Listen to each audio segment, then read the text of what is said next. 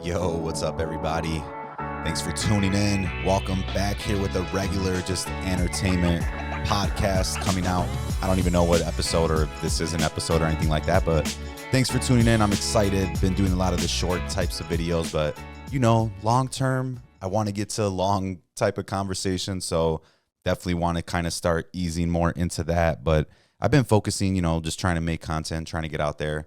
Something I've been wanting to do for a long time that I just kind of held back on, but finally just said, forget about it. I don't care what anybody thinks. I'm just going to do it, put myself out there, see how it goes. So going to be trying to do like 2 of these a week, 2 of the longer forum type of podcasts, regular, thinking between like 30 minutes to an hour. Going to do one that's probably more like sports content, basketball, baseball's back now, so some baseball, football, of course. The Bears got the first overall pick. We're probably taking Caleb Williams, so I know that's going to come up once the draft starts to get a little bit closer. Some different things like that. UFC, I know I'm probably one of like my only close friends that's into UFC, but all of my family, all of us, so my friends too, I guess they're family are friends. But UFC is a big thing, so definitely going to talk about UFC, basketball, all that. But today, to get started, women's NCAA basketball tournament. They officially have the Final Four, but last night, Monday, April Fool's Day, was the Elite Eight. 2 matchups, and I think everybody's been talking about it. It's been everywhere. These were probably a lot more hyped up than the men's games. Even like star player-wise, names, recognition. The women currently in the NCAA college basketball have the bigger names, the bigger stars. You got, Caitlin Clark. You got, what's her name here? I know Juju. They got Juju. I can't think of her first name, but you got everybody, man. Everybody. Those games were great last night. We had that rematch, Caitlin Clark versus the LSU Tigers. It was a pretty much nonstop action from beginning to end. Iowa came out aggressive, making threes, doing what they do. But, they didn't seem scared of LSU, which I know a lot of people thought they were going to be. I know I had some friends that lost a lot of money last night, so sorry to them. But Iowa pretty much came out with a vengeance. They got that revenge. They got back to LSU. Angel Reese is catching a ton of flack online for, after the game, talking about mental health and how she's been going through it all year. And, I get it. They're still young. People are giving her stuff for talking a lot and all that, but at the end of the day, it's the internet. She's obviously in that generation where they don't know how to differentiate life from internet, but I would just stay off of Twitter if I were them. But in terms of the game, Iowa beat LSU 94-87. If you haven't watched it, watch the game. It was a good-ass game. And if you haven't watched the game, at least get on YouTube, watch the highlights. The highlights are everywhere. There's pretty much so much to talk about for the game. Caitlin Clark had 41 points, 12 assists, doing her thing. She was 9 of 20 from three-point land. It's crazy that there's one person can shoot 23s in a game now, but she's that good. She deserves to shoot as many threes as she wants. 13 of 29 from the field. They had a little bit of help from her. She had Martin, 21 points. A Faultler, 16 points. I totally butchered that name, my bad. And I'm not going to even pretend like I'm some giant women's NCAA basketball fan, but it's been way more entertaining, like I mentioned, than the guys this year. So yesterday was, it was awesome to watch. So I'm pretty happy. Pretty good games. It was a nice little Monday. Bulls played too, which I'll get to that in a little bit. So yeah, that was, on the Tigers for LSU, Angel Reese had 17 points, 20 rebounds. So, she was killing. Floje had, she had 23 points, 6 rebounds. The one person catching all the flag too for them is Van Lith. She got, how could she help it? She got torched by Caitlin Clark. What is she going to do really? Caitlin Clark's like one of the best players ever for women's, men's, anything. So not a lot to be upset about if you get torched, but it is what it is. But big game, Iowa advances. They're going to be going up the next round against UConn. UConn's that just all-time NCAA women's team. Gino's over there on the coach for UConn. So, They defeated USC yesterday, which I was on. I mean, I'm honestly surprised. I thought USC had a pretty solid team. I mean, Juju Watkins, if you haven't seen her, she's only a freshman, but she's 6'2". She can handle the ball, shoot the ball. She's a beast out there. I didn't even realize she was only a freshman until right now. But she's a monster. She had 29, 10 rebounds. So, I mean, just as a freshman, she already has USC in the Elite Eight. They have a pretty good team. Mackenzie Forbes, who's a senior, so I don't know if she'll be back next year. There's like 50 years of COVID eligibility left for everybody that was in college during that time. So we'll see if Mackenzie Forbes comes back. But she had 24 points for them. I'm sure USC will be stacking up, or there'll be some players that'll be eager to go there with Juju Watkins being there. And, I mean, I don't think she'll come out or anything like that. Most of the time, women stayed longer than the guys did. The NBA just makes a lot of money, so you can't blame the dudes for leaving. But right now, even with the NIL, not as many guys are leaving, and definitely not as many women. And the women NCAA gets so much love compared to, I would say, the WNBA, which will probably change when a lot of these female players from NCAA go up, or women players go up into the WNBA. So we'll see if the WNBA starts to get more popular, but UConn, got to give them a shout out. I think I saw something there in like their 24th Final Four, which is a record. Buchers, that Paige Buchers, she was a junior. I think she missed a lot of last year.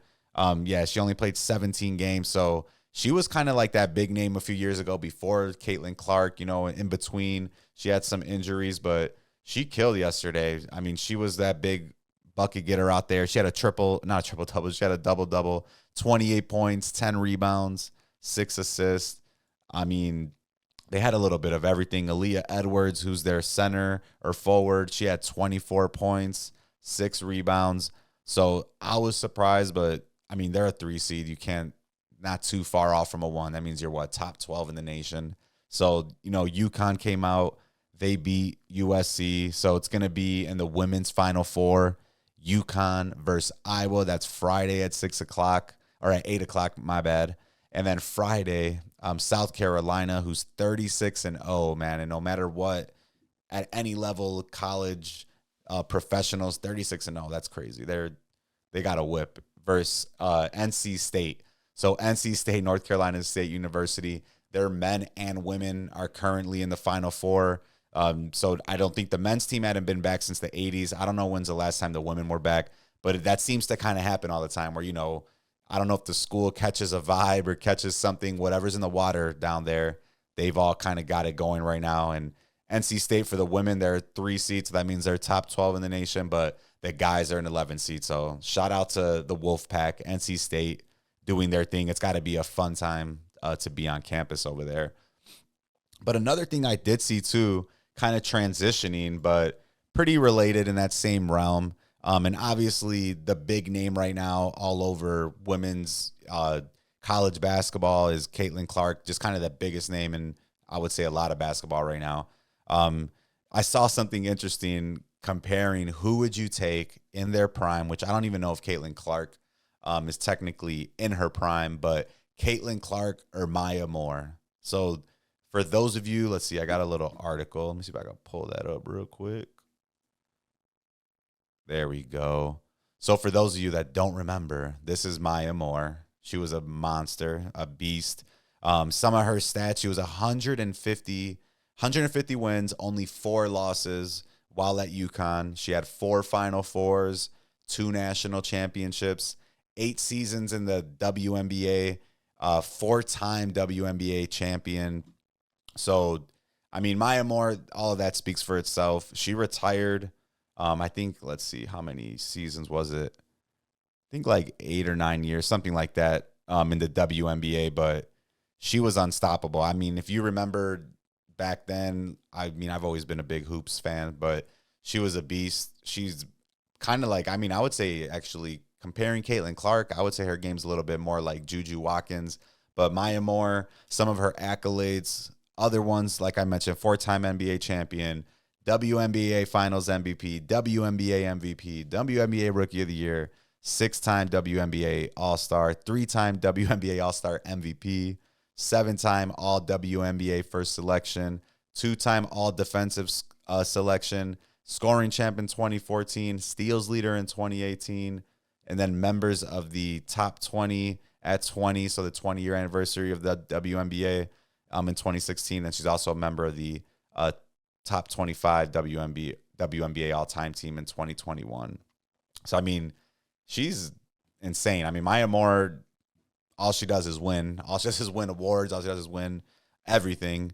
Caitlin Clark, a little bit about her. She's the only player in women's or men's basketball history to lead her conference, which was the Big Ten, in scoring and assists for 4 straight years. So off the bat, she came in as a freshman, led the Big Ten in scoring, assists, and has done it every year since she's been in the WNBA since.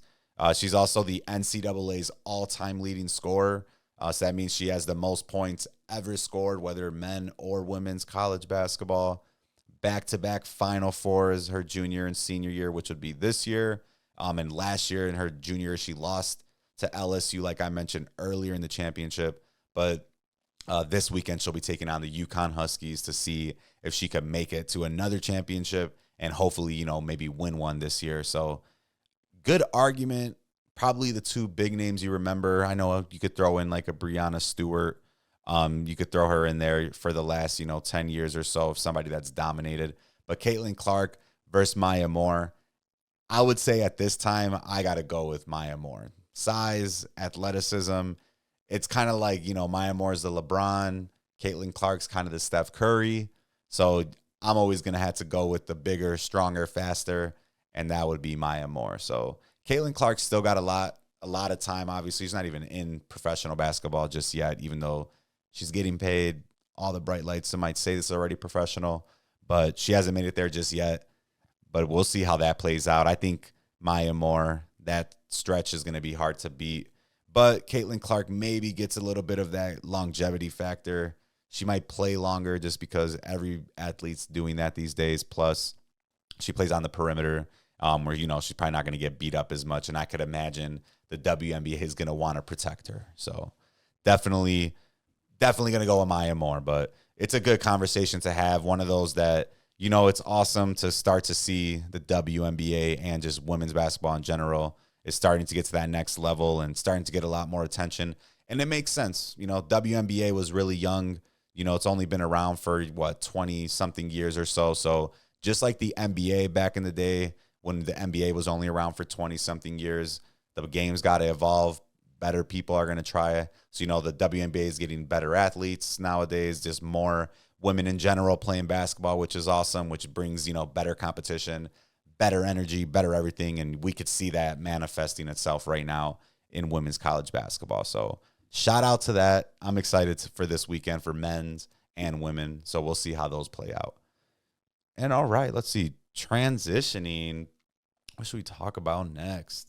Entertainment podcast. Let's get some water first off. Gotta hydrate.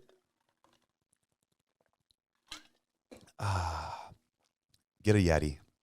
They do the job. I know Stanley's been getting the hype, but Yeti's where it's at, guys. The customability or customization. We got the M. Come on. I don't even know what. I'm not going to say what the M stands for. If you know, you know. All right, so next, man, Bulls basketball. Got to talk about them a little bit.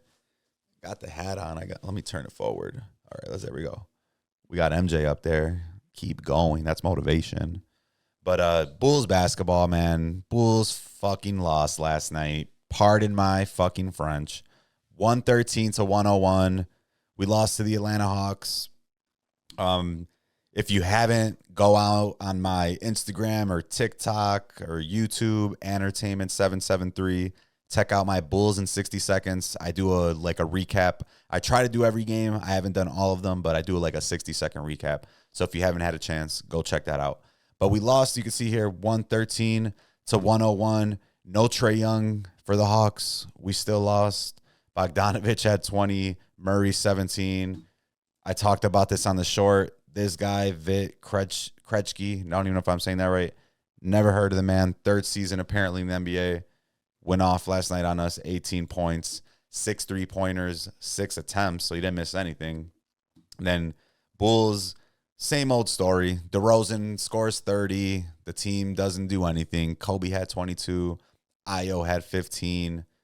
Drummond had 13 with 18 rebounds. So he went crazy. Vooch had 14 rebounds, but Vooch had 5 points, man. We're paying this dude like, I don't even know how many millions of dollars, but 5 points. That's not acceptable, man. Especially against the Hawks. Like, who do they have down low? I guess Clint Capella, but he's not anything special. But Vooch came out flat. I don't know what else is new. That just kind of seems to be how this Bulls team goes. They actually beat the Timberwolves the night before, so it was a back-to-back, but not like we're some ancient team. You know, they just kind of came out that typical Bulls motion. We play to the level of competition. We play the Timberwolves. We're up. We're running, doing everything. They're missing some players, but, you know, we still came out and did our thing. Then we come the next day against the Hawks, who technically it's probably more important that we beat them versus beating Minnesota, just because Atlanta's ahead of us, or we're ahead of Atlanta now by only a half a game after losing to them. So we got to see how that plays out right now. I'm trying to see, I thought I had the NBA playoff picture. But yeah, here we go. So yeah, I mean, after that, we're a half game ahead of Atlanta. So that's the good news. The bad news, that's the bad news. We're only half a game ahead of them. The good news is that we clinched the play-in spot. So Brooklyn lost. So now, I think they're only like 5 games behind Atlanta. There's only 6 games left for Brooklyn, 7 for Atlanta. So it doesn't look like Brooklyn could win or make it in unless Atlanta just loses every game and Brooklyn wins all of them. So most likely the Bulls are going to play the Hawks in the play-in game. It's going to kind of come down to next is, are we going to be the 9 seed or the 10 seed? The biggest difference is the 9 seed gets to host the other team. So obviously I think the Bulls want to be at home, even though I was looking at their record, and I think we're under 500 no matter where we play. So it's not going to make a big difference, but I think for any of those one win and you go home, definitely want that game at the United Center. I'm going to try to go if they do get to play that game. So stay tuned for a little video about that. But right now, we're right ahead of Atlanta by half a game. Ahead of us is Philadelphia. So right now in the play-in game, it would be Miami versus Philadelphia and the Bulls versus Atlanta Hawks. So the big news out of that, pretty much we got to get the 9 seed. Now, I don't want to fall to 10. We'll get knocked out. Even if we win that game, it's going to come down to either Philly or Miami. So I guess that's a good time to just kind of go into the playoff picture then for the East. So number 1, still Boston. Boston's dominating, haven't moved all year. Currently the Bucks now, which I still think are the biggest threat to Boston in the East. I think once you get Dame and Giannis in the playoffs, you still got Chris Middleton, you got Brook Lopez, you got Bobby Portis. That's a really hard 5 to beat. The size is huge, pause, but they got a big lineup they could put out there, and that team's going to be hard to stop in the playoffs, especially with Dame. Then you got Cleveland, New York, kind of just the mush in the middle. I don't think Cleveland's a real threat. New York, injuries all over the place. Julius Randle's still out. Mitchell Robinson's been out. I think OG Anunoby's still out. Orlando, an up-and-coming team. I think they're probably like a year away, probably another piece away. But they got Paulo Banchero, Franz Wagner, Jalen Suggs. They got Mo Wagner off the bench, Wendell Carter. They got a nice team out there. Then Indiana, who actually made to the in-season tournament championship and lost to the Lakers. They're 6th, 43-33. Then kind of right after that, you got Miami, then Philadelphia. So right now it's looking most likely that Philly's probably going to be in that 8th spot unless, one of these teams kind of fall apart up here. But, most likely right now the Bulls, it's not looking good. It's probably going to be a 1 play-in game and done, if we even win the play-in game. So for us, kind of a wasted season, I would say. Zach LaVine's got hurt. Lonzo Ball's still out. We've learned a lot about Kobe. Obviously, he's a great player, or not great, but, a good player that maybe somebody that we could have for the future. Io's definitely been solid. Another great up-and-coming player for us. The biggest thing is they're both point guards, really, so that's kind of tough. And then LaVine is our guard, and we still have Lonzo that's supposedly going to come back next year. So the Bulls right now sounds like the usual. Any team that Jerry Reinsdorf owns, we're just in mediocrity. We're somewhere in the middle. We're in limbo. Who knows what's going to happen with us?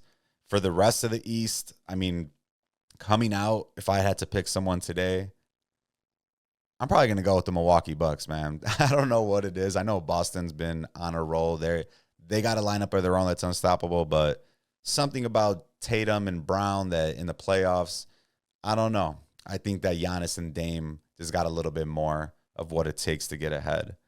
But in the Western Conference right now, it's a tight race at the top. You got a couple of teams, the 3 teams that are fighting for that number 1 seed in the West: Oklahoma City, Denver, Minnesota. That's currently the order that they sit in, just because Oklahoma City has 1 less loss than both of them, and then Minnesota has 1 less win.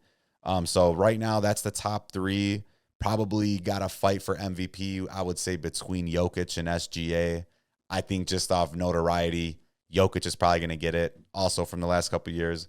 But after that, the next group is bunched up just kind of like the East. So, the majority of the teams right now have less than 10 games left. If that, some have a lot less. Right around 10 games or so left. So after that top 3, OKC, Denver, Minnesota, you got Los Angeles Clippers, Dallas Mavericks, New Orleans Pelicans, and they're all kind of within 2 or 3 games. Then you still got Phoenix that's fallen down. So that top 6, let me back up a little bit and get ahead of myself. That top 6, OKC, Oklahoma City at 1, Denver at 2, Minnesota at 3. Then right now, the Clippers, who have kind of been falling off, they were a lot higher up and looking a lot more promising, they're at 4. Dallas, who's on a tear right now, Luka and Kyrie, finally looking like they got that kind of connection down. They've got some chemistry building up. They've moved up to 5. New Orleans, who's kind of been that 4, 5, 6 all year, that seems to be a threat. They're at 6. And then currently in the playing game, which is, sad for me to think that the people that I grew up watching the most, it's kind of, the torch is being passed.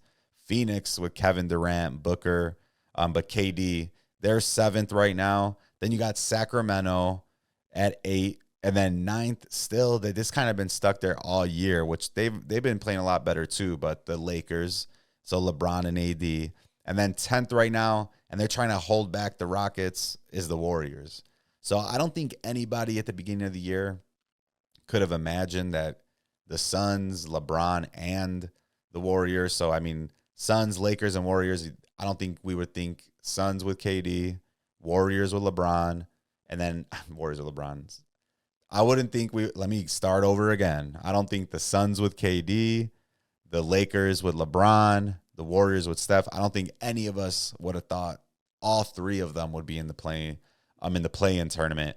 Maybe 2 of them, actually Lakers and Warriors have done it a few times, but I think at least based off the rosters they have for this season, everybody expected a lot more. And right after them, you still got the Rockets that are in contention. They're, I think, if we have the exact, I don't know what the exact are, but they're around a game, I think, right now. No, I guess actually this is more updated. They're now 2.5 games behind the Warriors. So it's looking more like, it's going to be Golden State's going to be in that last spot. The Lakers are only a game behind the Kings and a game and a half behind the Suns. So the Lakers, I think, actually have a chance to move up. We'll see how that goes, but they have a pretty solid chance to still move up and get up into that spot. But we'll see how it plays out. Right now, there could still be a lot of movement, so I don't even want to talk too much about matchups, but it is exciting to see right now, what's going to shape up. And the play-in game, that's kind of become something where, a lot of people didn't like it at first, but I think it has created a lot more drama around the end of the season. Some people like to pretend maybe these teams aren't trying because of the playing game. I don't buy it. I'm sure if LeBron and Steph and KD could be in the top 6 and not have to worry about this extra game, they would do it. So I think it's just a symbol. It might be that new generation time, guys. I turned 30 last year, so if you're in my club or older, we're watching our era end in the NBA. It's scary. But a couple of the other headlines I wanted to just kind of touch on, some quick NBA headlines. Embiid's back today for the 76ers, so it's his first time in the starting lineup since January 30th. but Maxi's out. So for the second straight game. So like I mentioned, Sixers right now are 8th in the East. So it's crucial for them to get Embiid. They're going to be a scary team if they can match up. I mean, imagine the Bucks or the Celtics having to face them and battle with Embiid in the first round. Not like they're going to beat them, but I think it's, in the NBA, it's kind of that battle of attrition. Can you last the full series every game? And, these players these days don't seem to be as durable. So the more games they play, the more chance they have to get, hurt or not play as good, all that BS. So if the Sixers can, put up a fight for somebody, that could be the difference between who makes it between Boston and Milwaukee, because Embiid's going to battle, and that's going to be a hard-fought one out there. And besides that, Embiid coming back, also kind of a funny story. He signed a multi-year deal with Skechers. So he's going to be he's going to be that main face for the Skechers brand. So that's kind of their plan right now. They want him to, head that basketball division that they have. I think they have a couple other people right now. Yeah, Julius Randle and Terrence Mann are the others that are signed with them. And Embiid had previously been with Under Armour. So yeah, Joel Embiid, previously with Under Armour, now moving over to Skechers, going to be the face of that basketball division. So my first thought was, man, this guy gets injured all the time. Is it really smart to be moving to a brand that's kind of starting their basketball? Hopefully he gets that support. Hopefully it works out for him. He makes money, which I'm sure he's got a nice contract, and hopefully it works out so those shoes don't mess him up, because he gets injured a lot. It's a big dude. Got to make sure he's taken care of out there. Next headline for the NBA, Cat could be back before the playoffs from his knee injury. So Cat, Karl Anthony Towns, big kind of rumor out there right now. Their owner came out today and made that announcement, I think, on a radio somewhere in Minnesota. So he hasn't played in a while. They're still at the top 3 in the West. It's going to be a big story if he could come back. They're kind of that matchup for Denver. Not like they're, the secret ingredient or anything like that, but they got Gobert, they got Towns. That's 2 bigs that can battle with Jokic, and that's always important. So you bring him back. And if they said before the regular season, so that would be big. Get him a couple of games to warm up. And the West is no joke, man. The first round is going to be hard. It's going to be a battle. So it's not a cakewalk like the East where, maybe you get lucky and you play the Bulls. No, it's not how it goes. In the West, it'll be a real game, hard fought. So if he can get back, I think they have a chance. I don't know if they can make it to the finals, maybe the Western Conference Finals, but that's a good story. Make the Western Conference more interesting. And, it helps if they come back. If Cat comes back, they're less likely to lose to, like a Lakers or a Warriors. And yes, I'm drinking some coffee. Shout out to the 2016 Chicago Cubs. And you could see back there, we're in sports transition. We got the Cubs. I still got the Bulls blanket right behind me, the red one. But then we got, the Cubbies back there. We got Benny. We're in transition right now. It's a great time in sports. In the fall, it's awesome. But right now, it's lit too. You got NBA playoffs coming. We have March Madness going, men's and women. Baseball's back. NFL drafts coming. It's a great time to be a sports fan, guys. So make sure you're locked in. Hit the subscribe button. Like the videos. Like my channel. Comment. This is sports season. Get in tune, stupid. All right. Let's move on to the next one. Last story. Oh, you got to get to this. One more, LeBron versus Michael, guys. They're both on the Forbes 2024 billionaire list. And it's, once again, sorry. I'm so sorry. Y'all, I got to get this on the right port. Here we go. I'm sorry, y'all. Michael Jordan, once again, has beat LeBron. He's coming in Jordan checks in at 1,033rd in the world, which is, how are there 1,032 people richer than this? But he has a net worth of $3.2 billion.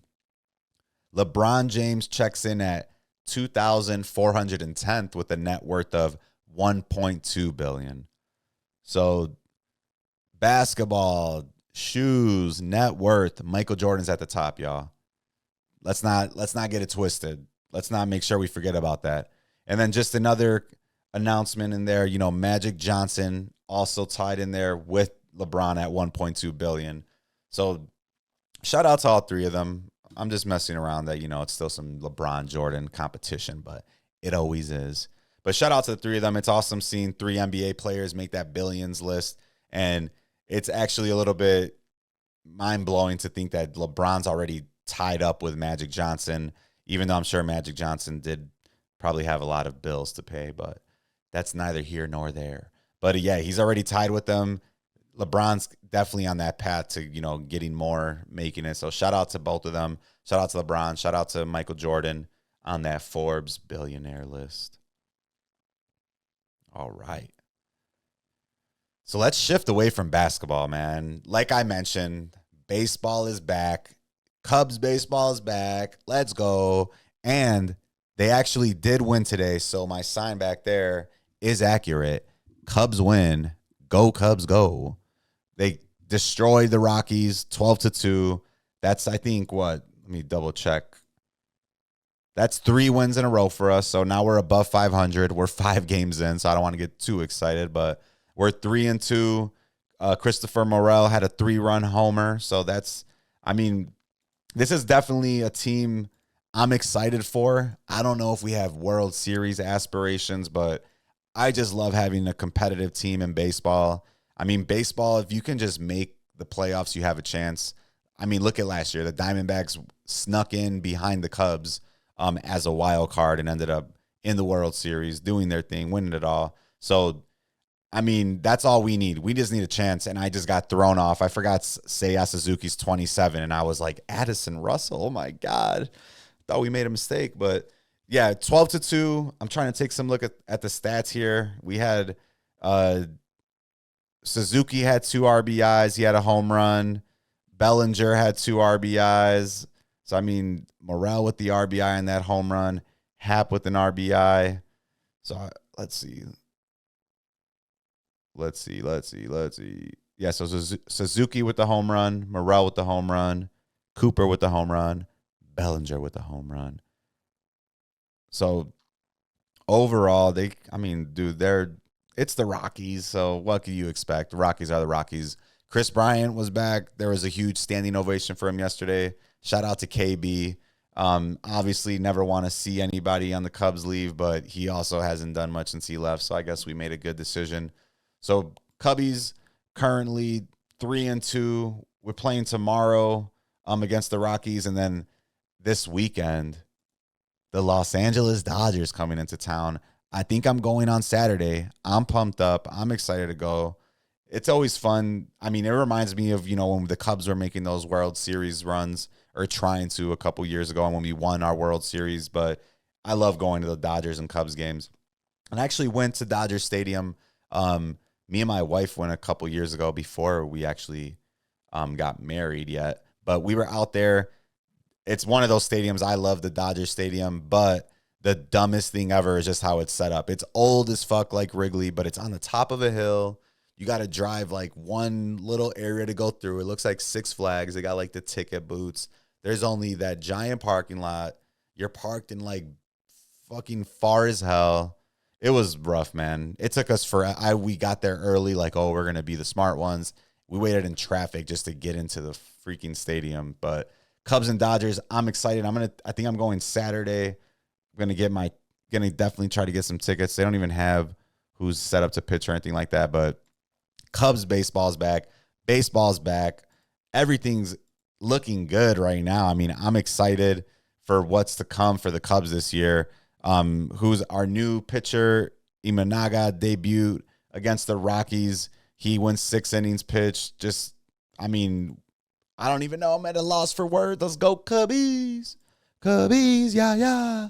But Cubbies back. Everything's looking good. I'm pulling up the rankings right now to see exactly where we stand. But we're 3rd in the NL Central, 5 games in. It's going to be exciting. I'm happy we bought Bellinger back like I was mentioning earlier.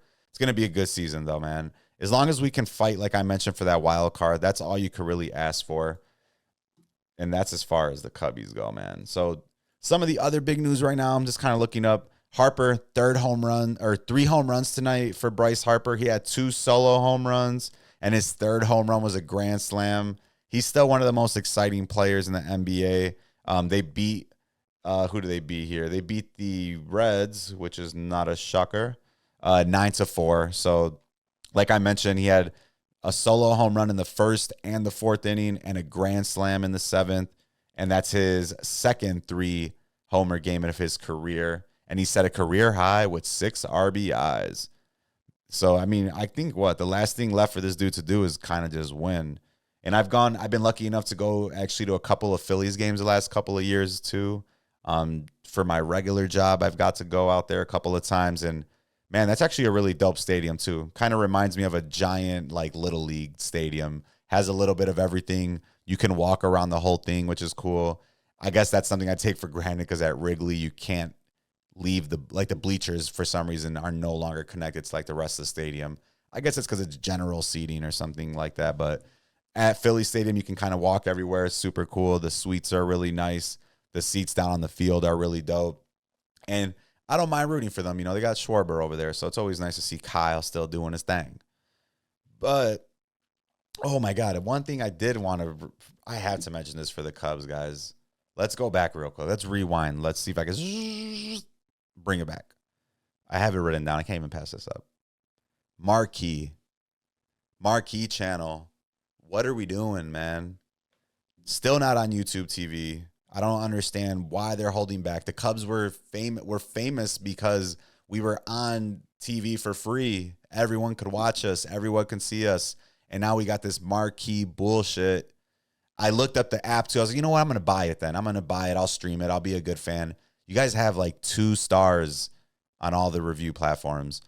Everything that I read says not to buy it because it's a guarantee it's not going to work like 90% of the time. So Cubs, Ricketts, owners, come on, man. What are we doing? Why are you guys making it so hard for us? It's honestly one of the most annoying things to deal with. We always come out for the team. You guys sold off like half the fucking players that won us a World Series, and then now we can't even watch the games for free or find them fucking anywhere. And if you're going to have the Marquee app, then make sure it works. All those reviews, there's like two stars overall or 2.4. So that's all I got to say. Marquee, be better. I'm sick of it. Let's get a fucking upgrade, please. But whatever. In the so yeah, let's take. I'm all caught off because of Marquee, man. Just drink a little bit of my 2016 championship coffee to make me not think about it. All right. So I was taking a look at the power rankings. Figured it'd be something fun to look at just so we can kind of track where we go throughout the year. And I didn't want to talk about them, but they're number 30 for my other side of my house and the other side of the city, the White Sox fans. They're currently Bleacher Report's 30th team ranked in the power rankings. And here's their description. This is from, do they got an author here? Joel Reuter of Bleacher Report. Last week, 0-3 versus Detroit, which is fucking pathetic too. The only real bright spot to come out at opening weekend for the White Sox was a terrific start from Garrett Croquet. 6 innings, 5 hits, 1 earned run, 8 Ks on opening day. And as he makes the move from relieving to starting, Lewis Robert Jr. slugged a pair of home runs on the offensive side of things, but teams oh my God, that was horrible. We're reading the whole thing over. Start over. Sorry if you're listening. The only real bright spot to come out of opening weekend for the White Sox was a terrific start from Garrett Croquet. 6 innings, 5 hits, 1 earned run, 8 Ks on opening day. As he's moving from relieving to starting, Lewis Robert Jr. slugged a pair of home runs on the offensive side, but teams could quickly start pitching around them if no one else steps up.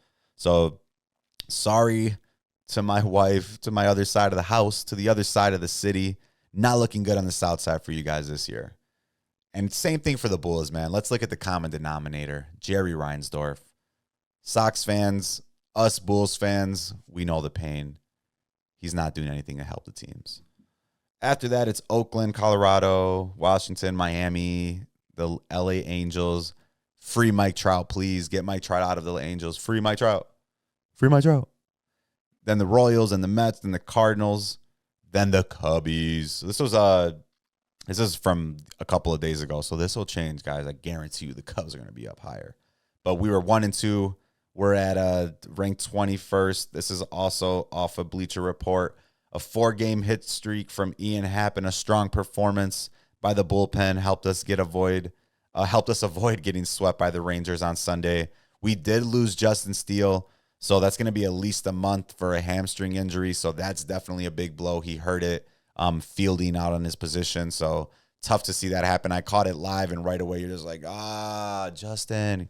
He reached back for his hammy, and, it's going to pretty much be the same thing as every season it's been, I feel like, since we won the World Series, is starting pitching depth and relieving. That's going to be basically what comes out of it. So I'm not going to go through the whole rankings, but right now, Cubs are at 21. We'll see if we can move up. We've already won like a couple of games since this thing came out. Let's see what they got at the top. And at the top is the Dodgers, who are coming into town this week to face the Cubs. So we'll see how that shit goes. Cubbies versus the Dodgers, yo. So they got Dodgers at 1, Braves at 2, Yankees at 3. Yankees are 4-0 right now. Then Baltimore, Texas, Arizona. Brewers at 7. Let's read this. Raise their stock, plays like Ryan Hoskins, blah, blah, blah, blah, blah. All right, I guess the Brewers are a threat. So we'll keep in track, guys. Baseball used to be my number one and everything, but it got a little bit boring sometimes, 162 games, especially when, there's other things going on. Bada boom, bada bing. But we're back locked in. I'm locked in. Turn the key, throw it away. Cubs in 4.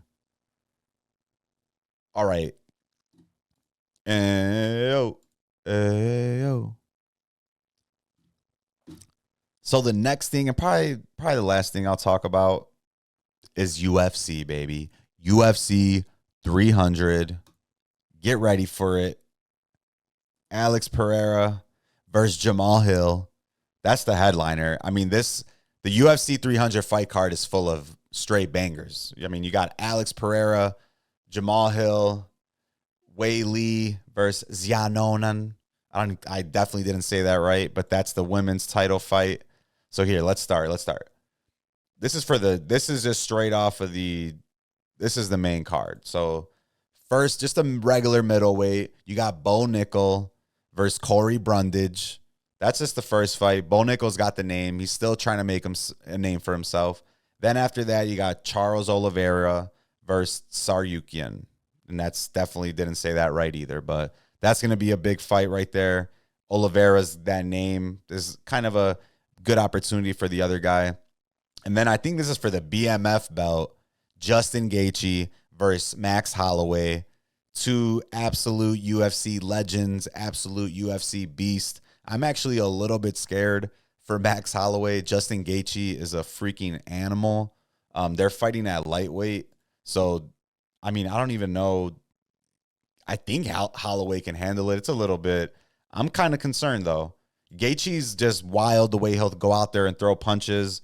But, I mean, I don't know. Max Holloway, I guess technically they're both 5'11", so relatively the same size. But for some reason, Gaethje just always looks like he's a lot bigger out there. So I'm excited for that one. After that, for the women's strawweight title fight, I'm going to just put this one up here because I'm going to butcher everyone's name. But for the title fight, we got Wei Lee versus Xiaonan.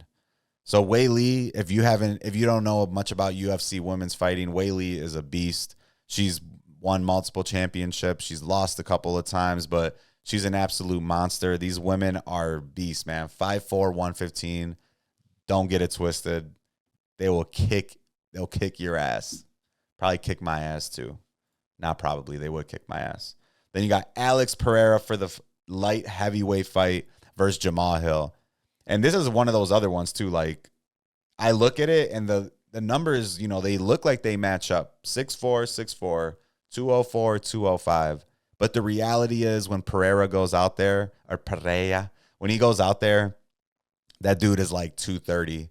So just to give background, anybody that doesn't watch UFC, just kind of like wrestling, like college, actual wrestling, not WWE. Sorry, Danny and Nate. But for like regular wrestling, you got to cut weight. You got to reach a certain weight limit. So they have to do the same thing. Light heavyweight, I believe, is 205. So they got to at least weigh 205 or less at the time on Friday when they weigh in to make the fight. But as soon as they make that weight, you're free to like go back to whatever, eat whatever. So they'll be really dehydrated. They'll lose a ton of weight, but then they're able to just bulk right back up, eat as much as they want. So sometimes, I mean, Pereira comes into the cage or the octagon and he's like 220 something, 230. Dude is like an absolute animal.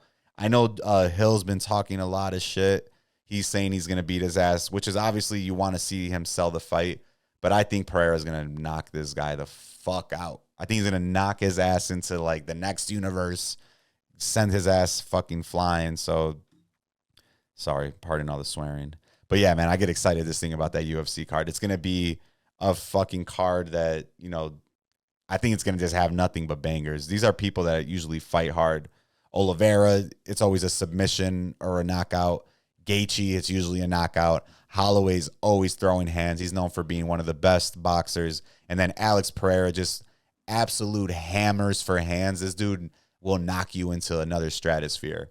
And it's hard for me to cheer for him because I love Israel Adesanya. I love Stylebender. And even though Stylebender got him in the last fight and knocked him out, it still sucks knowing that Alex has beat him in kickboxing. He beat him in UFC. But Alex has those steel hands, man. I don't see him losing to Hill. So I think that's going to be a card that if you don't even watch UFC, this is one that you definitely want to tune in for because it's going to be the type of fights that people like to see. These aren't going to be, you know, at least what I think is definitely not going to be grappling or people hugging and sitting in the middle of the octagon. There's going to be some real combat, hand to hand, hand to face. Somebody's going down to the canvas. So anybody out there, UFC fans, I know you're excited for this one, but if you don't even like UFC, UFC 300 is definitely a card you want to watch. So I'm excited. I can't wait for it. There's a couple decent little fights coming up on just some of the regular cards or the one that's going to be actually this weekend. But 13th of April, man, it's going to be a banger. And there's a lot of still really good fights the rest of the year. So UFC's honestly at a level right now where I don't think it's ever been before in terms of just every weekend there's big fights, and it's not even the big names that you usually think about, but there's always something. Because then who do we have after that? UFC 300. 301 is going to be for the flyweight with Pantoja that beat Brandon Moreno. That's a nice little card. Not Jose Aldo will be on there too, actually. So nice little card. I think, yeah, that's going to be in Brazil. So 301's in Brazil. And then after that, 302, you know, they're still sneaking them out there. Dana White does a good job of building up some of that anticipation. They still have, you know, those matchmakers. So that's kind of the cool part is seeing the UFC kind of put together a lot of these matchups. But the bad part is sometimes you just got to wait forever.